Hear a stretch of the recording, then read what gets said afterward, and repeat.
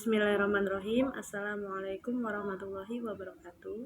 Yang saya hormati Ibu Isnaini Khairutun Nikmah MPD selaku dosen pengampu mata kuliah Akidah Halak, MTS dan MA.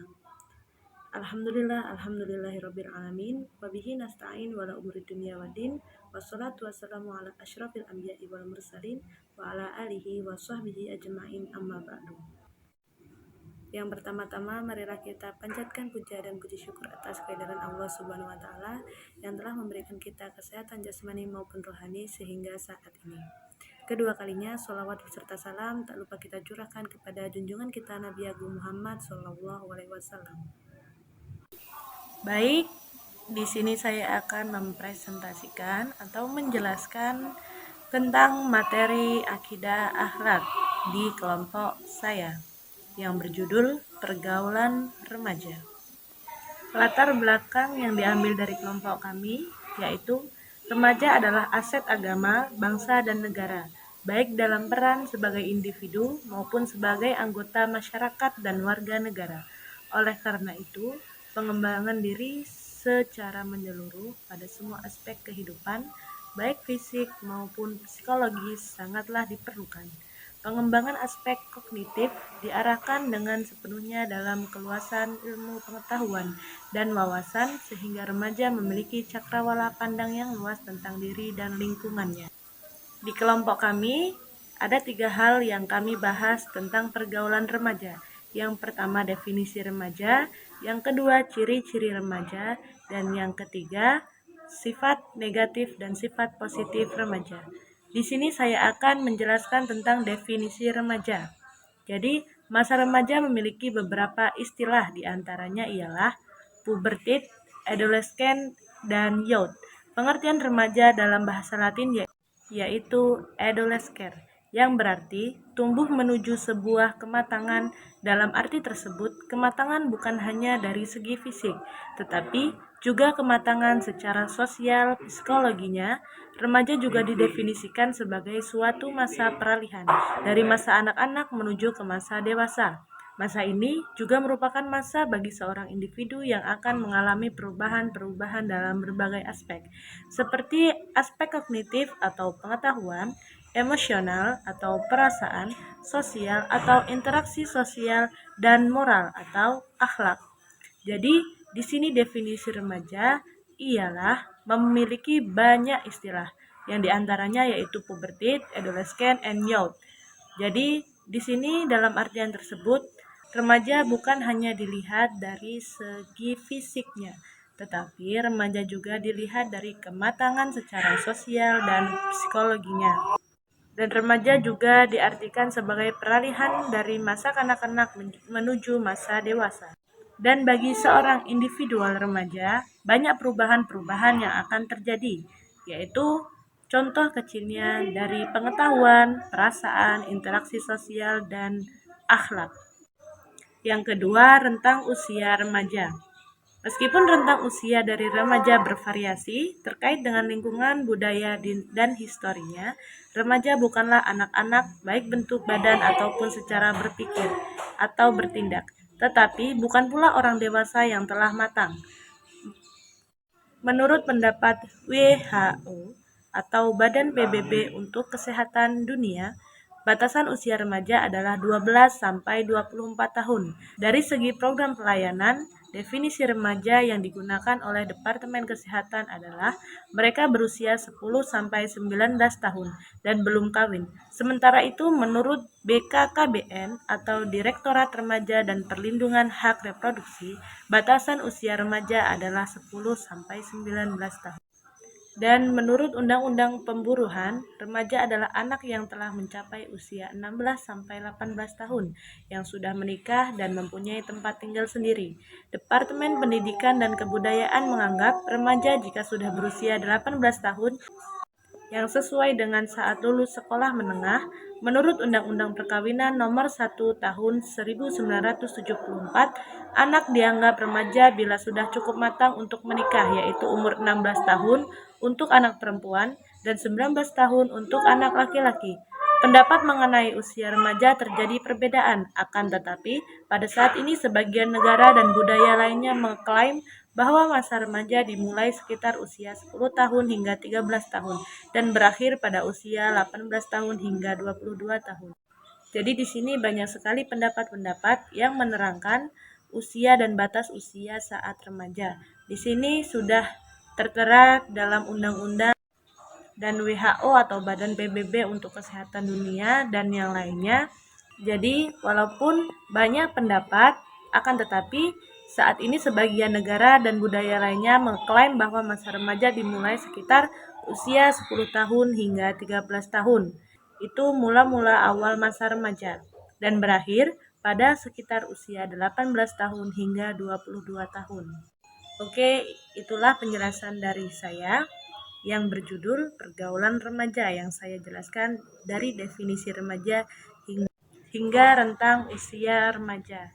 Setelah ini saya akan menjelaskan tentang jurnal dari kelompok yang kami ambil, yaitu dari kelompok 3. Di sini saya akan menjelaskan jurnal yang kami ambil dari kelompok 3 yang berjudul Pendidikan PAI dengan materi akidah akhlak dalam pencegahan bullying siswa sekolah dasar.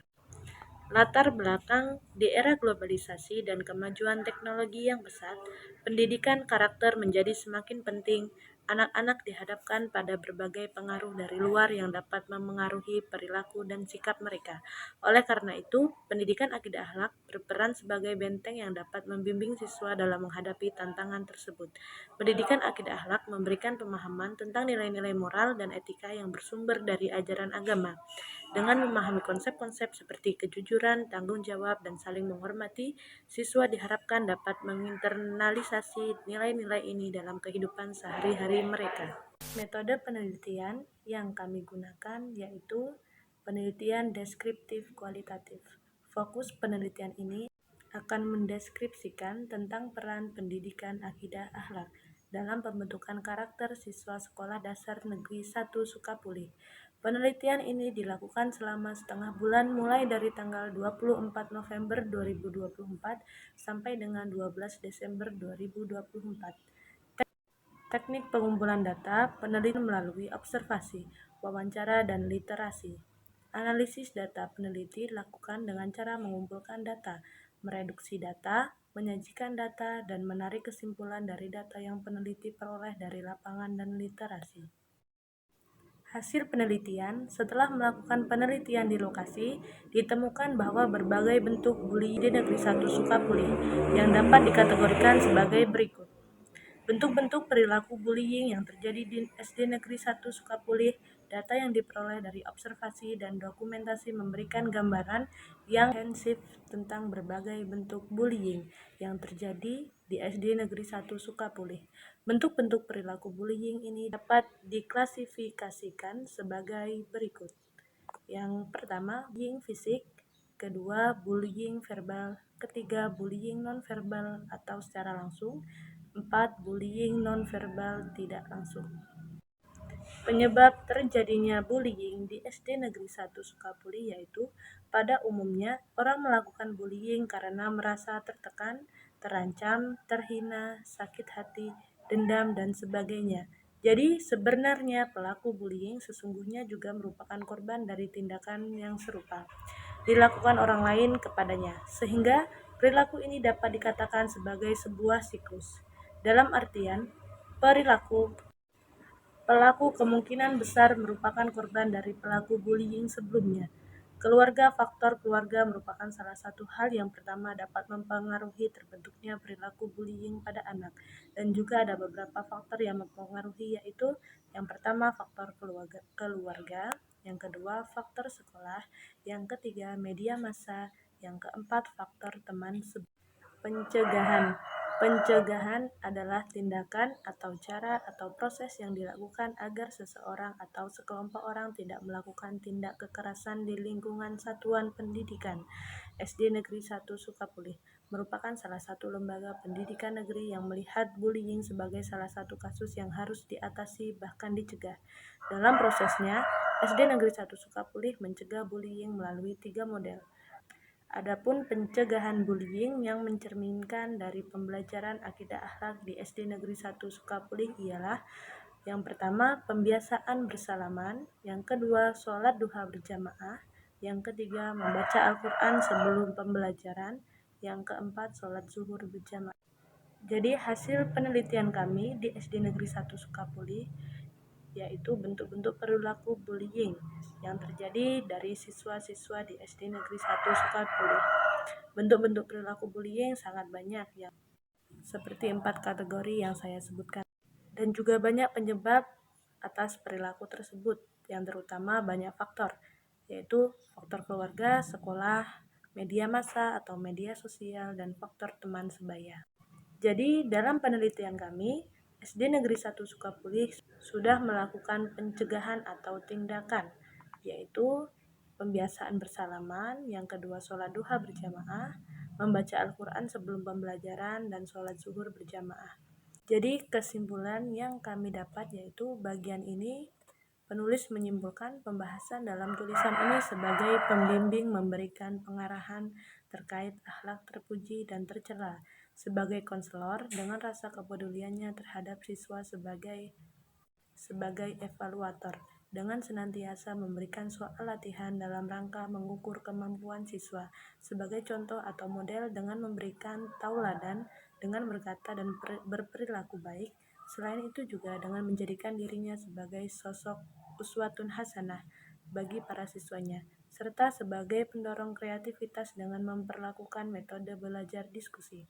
Solusi yang diberikan oleh sekolah sebagai upaya mencegah dan mengatasi aksi bullying adalah dengan pemberian pemahaman, nasihat, dan motivasi, menjadi pribadi guru sebagai tauladan dalam rangka pemahaman akhlak, menegakkan tata tertib madrasah, sosialisasi, dan mempererat kerjasama pihak madrasah dengan wali siswa. Selain itu, terdapat rencana yang masih diupayakan untuk mencegah aksi bullying, yaitu dengan pendampingan dengan siswa yang sifatnya rutin terjadwal, serta melakukan agenda wajib rapat bulanan berupa supervisi dari kepala madrasah bersama wali kelas dan penanggung jawab bimbingan dan konseling. Baik, itulah penjelasan jurnal dari kelompok kami berjudul Pendidikan PAI dengan materi akidah pencegahan bullying siswa sekolah dasar. Semoga teman-teman semua mendapatkan pembelajaran dari apa yang sudah saya jelaskan. Terima kasih dan sampai jumpa. Baik, hanya itu yang dapat saya sampaikan. Kurang lebihnya saya mohon maaf. Kepada Allah saya mohon maghfirahnya. Saya akhiri. Wassalamualaikum warahmatullahi wabarakatuh. Audio Jungle.